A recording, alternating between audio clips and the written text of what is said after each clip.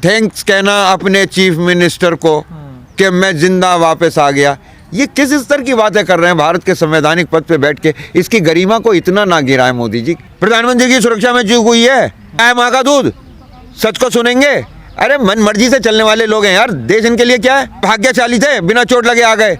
इतने भाग्यशाली पुलवामा वाले नहीं थे। चूक वहां भी हुई थी। उस चूक की कौन सी जांच कर ली आपने?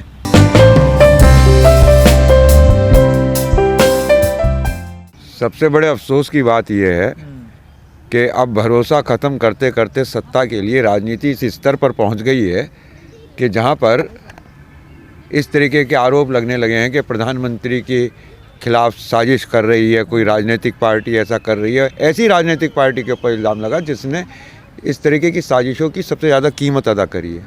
तो ये राजनीति का बड़ा घटिया स्तर है। दूसरी बात ये कि समझने वाली बात है कि एनर्जी जब मूव करती है तो एक सुरक्षा चक्र जो है प्रधानमंत्री का, वो उनके चारों तरफ एक दूरी तक मेंटेन रहता है। ऐसा कैसे हो सकता है कि सुरक्षा कर्मियों को ये नहीं मालूम था कि उस रास्ते पे क्या होने वाला है? तो ये चूक तो है, लेकिन एनर्जी के और प्रधानमंत्री की साइड पर है। तो इसकी जांच सीबीआई से या इससे उससे करवाने से कोई फ़ायदा नहीं है। तो तोते हैं सरकार के सुप्रीम कोर्ट को, क्योंकि मुद्दा भरोसे का है।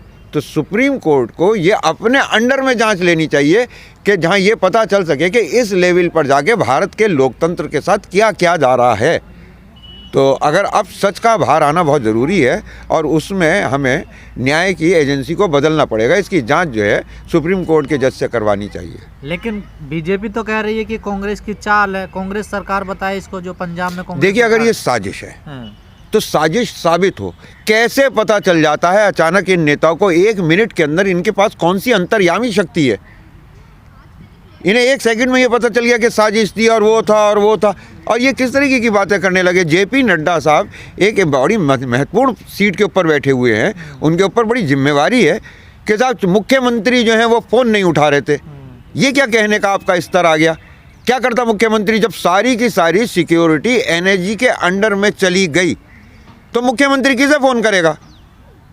लेकिन ये बातें लोगों को बहकाने के लिए, भटकाने के लिए मुद्दों पे से सरकार के काम करने का तरीका ये नहीं है जिस तरीके को ये बीजेपी के नेता इस वक्त पब्लिक के सामने कह रहे हैं।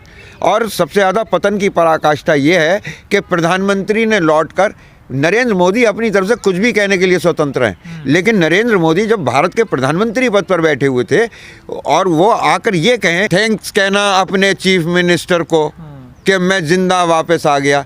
ये किस स्तर की बातें कर रहे हैं भारत के संवैधानिक पद पे बैठ के? इसकी गरिमा को इतना ना गिराए मोदी जी। और इस तरीके के आरोप प्रत्यारोप में सच जनता के सामने आना चाहिए। राज्य की जिम्मेदारी होती है जब प्रधानमंत्री आते हैं सुरक्षा की, ये कहाँ तक सही बात?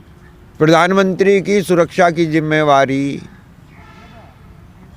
सेंटर का कानून है, एजेंसी है, सबके ऊपर प्रिवेल करता है। जब वो जाते हैं तो सारे के सारे राज्य के और केंद्र के संसाधन उसके डिस्पोजल पर होते हैं, उनकी जिम्मेवारी है। कैसे पता चला कि ये रूट बदल गया है? वो कौन आदमी था जिसने हेलीकॉप्टर की जगह कार को कहा? वो कौन आदमी था जिसने ये रूट तय करा? कितनी देर पहले किसानों को ये बात पता चली? ये किसान है स्पॉन्सर्ड तथाकथित किसान, ये 10 मिनट में वहाँ पहुँच गए। तो ये जो चीज़ें हैं, लेकिन इनसे जो आरोप लग रहे हैं और जिस स्तर के लोग आरोप लगा रहे हैं वो बहुत अफसोसनाक। लेकिन ये तो दोनों तरफ से पलटवार हो रहा। कांग्रेस कह रही है कि इनकी रैली में भीड़ नहीं थी, इस वजह से इन्होंने ये पूरा षड्यंत्र। भीड़ थी या नहीं थी वो एविडेंस वहाँ पे हैं कि कितने लोग थे।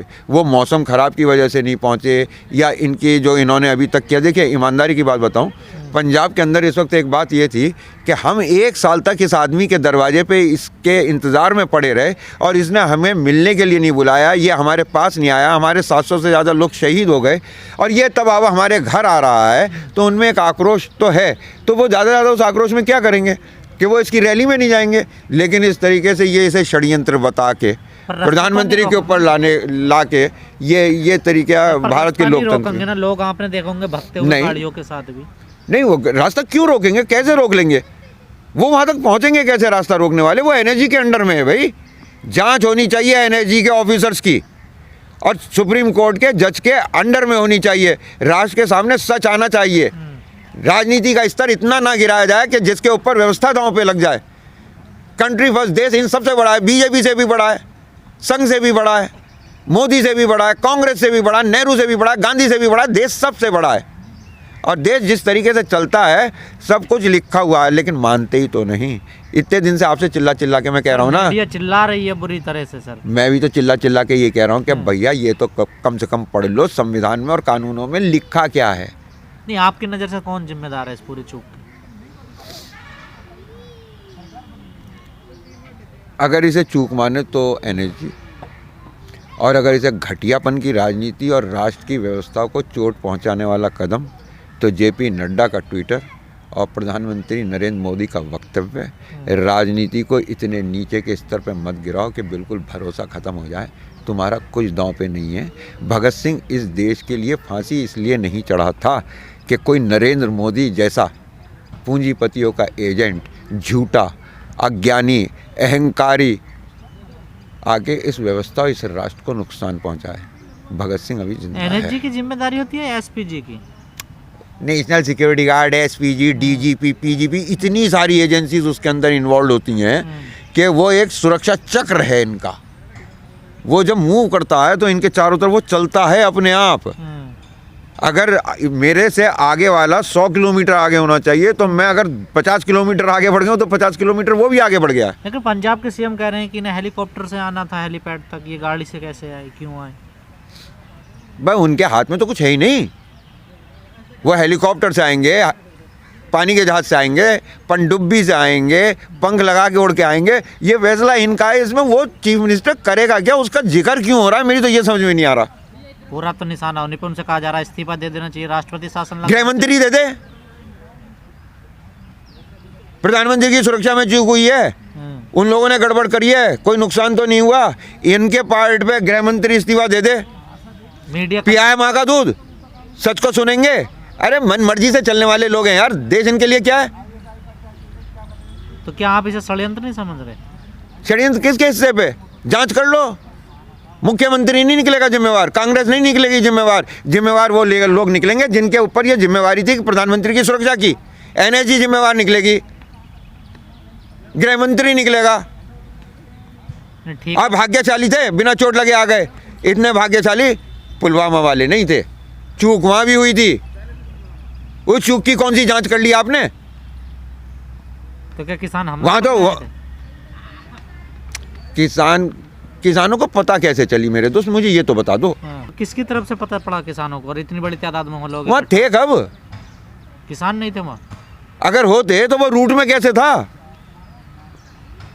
यार? किस तरह की बात कर रहे हो? तो लोग तो आए ना, वीडियो में तो नजर आ रहे हैं। वो लोग कहाँ से आए, क्यों वो आए? कौन लोग हैं, इसी की तो जांच होनी है। कहीं ऐसा तो नहीं किसानों के कपड़ों में, साधारण कपड़ों में इन्होंने कुछ आदमी ऐसे लगा दिए एजेंसीज ने।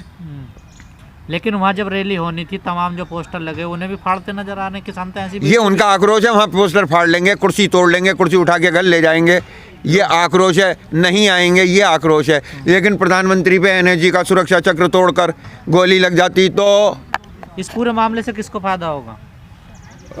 मुझे ये तो नहीं मालूम किसको फ़ायदा होगा। कांग्रेस का, मुख्यमंत्री का कोई लेना देना नहीं, और प्रधानमंत्री साहब इससे कोई फ़ायदा उठा नहीं पाएंगे क्योंकि लोग जानते हैं कि वो झूठ बोलते हैं, वो जान चुके हैं लोग।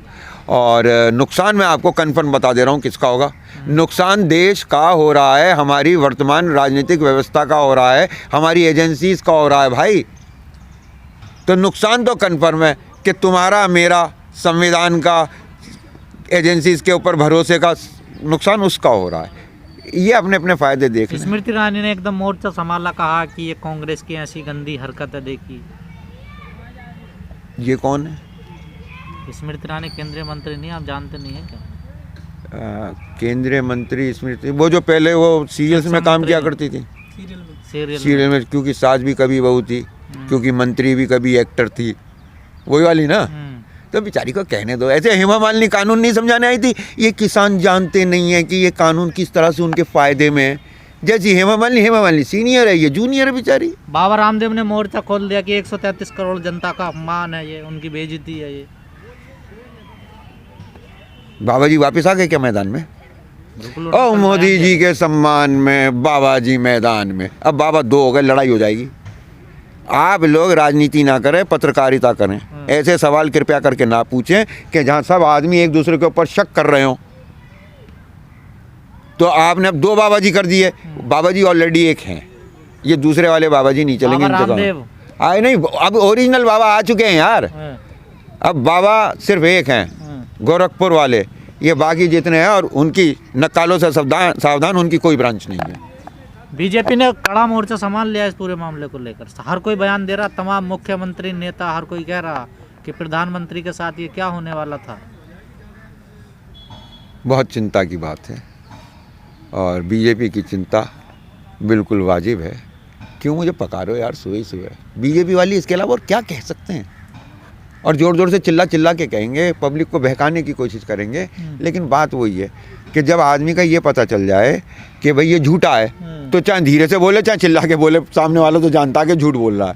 तो इनका झूठ पकड़ा गया भाई। तो आपको नहीं लगता लोकल प्रशासन के भी देखना चाहिए था वहाँ पर ये लोग कहाँ से आए, क्यों आए, उन्हें भी देखभाल। उस गांव के चौकीदार को फौरन टर्मिनेट कर देना चाहिए जिसके इलाके में ये हरकत हुई है। उस SHO के ऊपर फौरन हरकत होनी चाहिए और गिरफ्तार किया जाना चाहिए जिसके इलाके में ये हुई है। SSP को तो कर दिया उन्होंने सस्पेंड। NSG के चीफ से पूछ लो कुछ, हाँ। वो भी IPS, वो छोटा IPS है। काम कुछ तो होता हुआ दिखना चाहिए, उसका ही कानून मेट दिया। इसके पीछे क्या लग रहा है आपको, क्या है पूरा ये मामला, क्या समझे जनता इसको? दुर्भाग्यशाली मूर्खता। और जनता को अब समझना चाहिए कि ये नेता सत्ता के लिए किस हद तक गिर सकते हैं। घर की मालकिन कौन रहे, मालिक कौन रहे, इसके लिए घर फूंक भी सकते हैं। घर के मालिक, we the people of India having solemn preamble to the constitution of India drafted by a committee headed by doctor Ambedkar. एक बार फिर से व्यवस्था मत तोड़ो यार, इतनी ज़्यादा घटिया हरकतों पे मत उतरो। और मोदी जी से कहो कि थोड़ा बहुत, मैं उन्हें 4-5 कैरेक्टर्स बता दे रहा हूँ, उनके बारे में पढ़ें और जानकारी करें। वो गुरु गोविंद सिंह महाराज के बारे में पढ़ें, सिखों की हिस्ट्री पढ़ें, इस देश के लिए उनकी शहादत पढ़ें। उन्हें अगर पढ़ना है वो गांधी जी को ना पढ़ें, वो डॉक्टर अम्बेडकर को पढ़ लें, संघर्ष को पढ़ लें, वो नेहरू जी को पढ़ लें। अगर नेहरू जी की लिखी हुई एक किताब कोई भी प्रधानमंत्री माननीय मोदी उसके 4 पेज खड़े होकर मंच पे से पढ़ के सुना देंगे, तो भाई मैं संन्यास लेके केदारनाथ उसी गुफा में चला जाऊंगा जहाँ पे मोदी जी जाते हैं। सबसे एक अफसोस की बात ये बता दूं कि राजनीति में पतंग इस वक्त जो वर्तमान झटका लगा है वो क्या है।